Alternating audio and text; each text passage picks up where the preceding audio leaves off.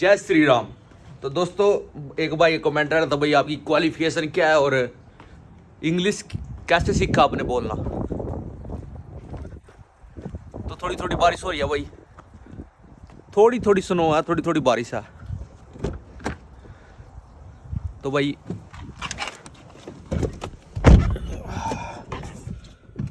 तो इंग्लिश कैसे सीखा बोलना। तो मेरे भाई इंग्लिश पहली बात तो है, मैं अपने जो मेरा मानना है कि जितने बंदे मेरी वीडियो देखते हैं ना, सब भाई मेरे जैसे ही हैं, जो इधर पैसा कमाने के लिए आना चाहते हैं, या मतलब पैसा ही मेन फोकस है कि पैसा अपने पास हो। तो भाई सबसे पहली बात क्वालिफिकेशन F2 वालों की लगभग ठीक ही होती है, कोई दिक्कत नहीं, क्वालिफिकेशन इतनी मायने नहीं रखती। मेरी वाइफ MA इंग्लिश है, लेकिन उसको भी इधर समझ नहीं आई भाई। क्या कारण है? कारण ये है मेरे भाई कि इधर की जो स्लैग है ना, बोलने का जो तरीका है वो बिल्कुल डिफरेंट है। जैसे आप इंडिया में जाओगे ना, इंडिया में बोली के अलग अलग प्रकार है। जैसे कि हरियाणा में आओगे आप, हमारे हरियाणा में, तो उधर मैं हिंदी प्रॉपर हिंदी बोलने की कोशिश कर रहा हूँ। अगर आप उधर जाओगे ना, तो उधर की जो स्लैग है बोलने की, हरियाणवी स्लैग है, बोलते हिंदी है, स्लैग में कुछ वर्ड में अपना मिक्स मतलब अपने रखते हैं, जैसे कि मतलब उधर की लैंग्वेज के हिसाब से। आप पता ही है हरियाणवी लैंग्वेज कैसी खड़ी बोली होती है। तो ऐसी राजस्थानी भी हिंदी में आती है, लेकिन राजस्थानी थोड़ी वही खड़ी में आ जाती है। यूपी वाली थोड़ी अलग तरीके से बोलता है, वो भी हिंदी ही होती है। इसी तरह यहाँ की इंग्लिश भाई अलग अलग एरिया में अलग अलग तरीके की है। तो मैं बात करूंगा भाई इंग्लिश।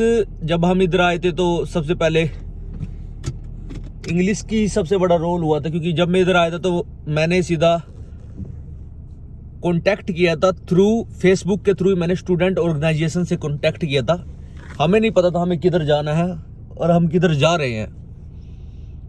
तो भाई स्टूडेंट ऑर्गेनाइजेशन से कांटेक्ट किया था। मुझे नहीं पता किससे, मेरा राम नाम के बंदे से कांटेक्ट हुआ था। मेरा सच्चाई बताऊं, रामा साउथ का बंदा है, तो उधर राम को रामा बोलते हैं।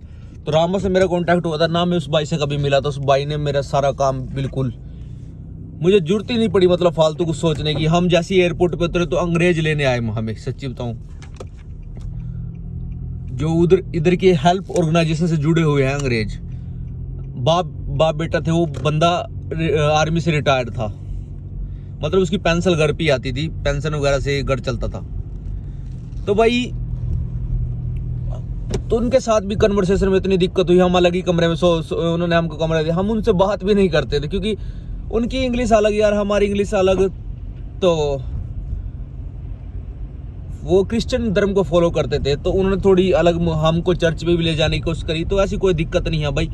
तो उस टॉपिक पे अलग बात करूंगा मैं, इधर के धर्म के बारे में, क्योंकि इधर कई स्टूडेंट आके फंस जाते हैं मेरे भाई।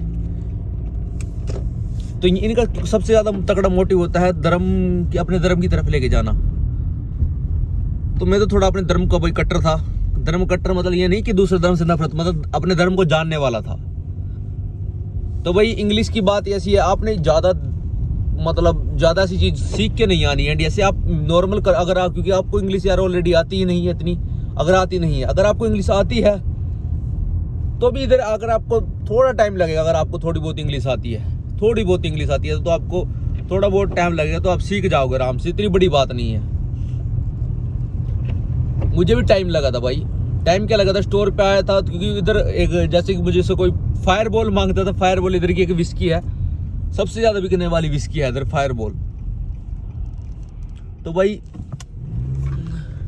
सबसे ज्यादा बिकने वाली विस्की है फायरबॉल, और बंदे ने मुझसे मांगी फायरबॉल और मैंने दे दिया उसको पावरबॉल। तो भाई पावरबॉल इधर की लॉटरी है। तो पता नहीं लगता था मुझे, क्योंकि इस बोलने का स्लैंग है बहुत अलग है। जैसे हाउ यू हे, मतलब अलग ही तरीके से बोलते हैं भाई। लेकिन आराम से जिस एरिया में रहोगे आप, उनका आराम से आप सोचते हो कि इंग्लिश में भाई 10वीं अनपढ़, 10वीं जिन्होंने 10वीं भी नहीं हुई जिनसे, वो अभी इधर आकर इंग्लिश बोलने लग जाते हैं। क्योंकि भाई माहौल ऐसे ही है, क्योंकि वो इधर आते हैं तो उधर थोड़े ही वर्ड सीख लेते हैं। जैसे हाउ आर यू, जैसे ही उनसे बार बार कन्वर्सेशन करते हैं तो वो सीख जाते हैं। इतनी बड़ी बात नहीं है, ठीक है ना। लेकिन अगर आप इंडिया से कुछ सीख के आना चाहते हो तो normal conversation, how are you, आप कैसे हो, आप किधर जा रहे हो, नॉर्मल नॉर्मल सीख के आ जाओ भाई, इतनी मतलब पूरा इंग्लिश नहीं। और कभी भी सेंटेंस वाले एरिया में मत जाना भाई, सेंटेंस वर्बों में बढ़ जाओ, कभी इंडिया में आप वर्ब वगैरह करने लग जाओ। क्योंकि क्या होता है, इंडिया में इंग्लिश सिखाने के नाम पे वर्बे करवाने लगते हैं, is, I, am, are, present tense, past tense, ये वगैरह करवाने लग जाते हैं। तो इस चक्कर में मत पढ़ना भाई, लाइनें याद करने की कोशिश करना। और हो सके स्टोरियाँ आती है छोटी मोटी, बच्चों के लिए आती है इंग्लिश स्टोरियाँ। बच्चों की जो इंग्लिश स्टोरी होती है बिल्कुल सिंपल लैंग्वेज में होती है, उनको देखने की कोशिश करो तो आप सीख जाओगे। ये मत देखना कि इंग्लिश बॉलीवुड हॉलीवुड फिल्में देखना स्टार्ट कर दो, क्योंकि ना तो आपको समझ में आनी और फिर वो जीरो का जीरो काम। तो भाई इंग्लिश इतनी वो नहीं है बड़ी इधर, ठीक है ना। तो ये मत सोचना कि इंग्लिश कैसे सीखी। इंग्लिश भाई मेरी भी मतलब इतनी नहीं थी, मैं भी लोकल ही 10वीं तक मैंने भी हिंदी मीडियम से पढ़ा। उसके बाद नॉन मेडिकल ले ली थी, उसमें इंग्लिश मीडियम थी, वो भी फिजिक्स केमिस्ट्री वाली इंग्लिश थी। और फिजिक्स केमिस्ट्री वाली इंग्लिश कभी भी मतलब इतनी नहीं होती, उसमें सीधा मॉलिक्यूल्स वगैरह वर्ड्स वगैरह कंबाइन करने होते, सेंटेंस बनाने होते हैं बस, ज़्यादा कुछ नहीं। तो मेरे भाई तो इतनी बड़ी बात नहीं है, आपको सीधा सा बता दूं। तो डरो मत कि इंग्लिश, हाँ लेकिन भाई जब हम इधर एयरपोर्ट पे आए थे तो हमें बड़ी दिक्कत हुई, क्योंकि मेरा सबसे पहला स्टे था पेरिस में। क्या था, जहाँ हमारा स्टे था तो दूसरे एयरलाइन पकड़नी थी, तो दूसरी एयरलाइन इतनी दूर थी कि पूछ के जाना होता है। उधर हमें इंडियन बंदे दिखने बंद हो गए। हमें एक इंडियन बंदा दिखा, वो साउथ से था, वो हिंदी ही नहीं जानता था बंदा।